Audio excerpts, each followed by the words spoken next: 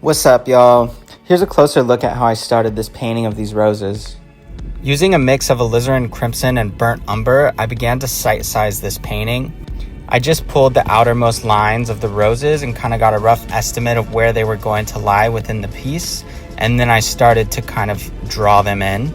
With oils, I find using a little bit of medium along with a burnt umber is great for just doing the drawing. I mixed in the alizarin because I wanted to get the red hue established right away. So as you can see, as I started to get the outlines done, I moved into kind of blocking in my core shadows. I noticed some errors in construction, so I just used a Q-tip to erase the paint. This rose in particular on the side was giving me a little bit of issues. So I just kept squinting and comparing the bottom of it to the rose next to it. I also kept flicking my eyes back and forth between the flowers in my drawing. This made any mistakes really stick out to me, and I was able to start to lock it in. In my opinion, drawing is definitely the most important stage of a painting, and honestly kind of the least fun, but I think it's really important to take your time here to ensure accuracy. The last thing I want to do is spend a long time rendering just for the structure and the proportion to be wrong. For my brushes, I always start my paintings with a boar's bristle brush, either filbert or flats. The stiff bristles help to ensure accuracy when you're applying strokes, and I've actually started recently using these brushes for finishing too. They create a nice impasto and bold brush strokes, which has been important for me as someone who always renders a little too photographically and is looking to get more painterly.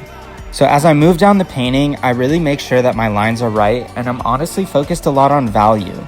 I'm not really worried about the hue or the fact that the stems here are going to be green. When I apply paint over this layer, it's not going to be noticeable and it's going to kind of blend in and get neutralized.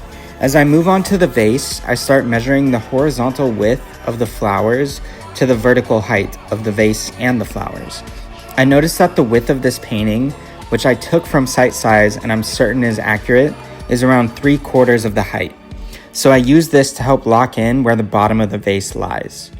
I also dropped some plumb lines to see how wide the vase is, and I had to move them around a bit to get them right.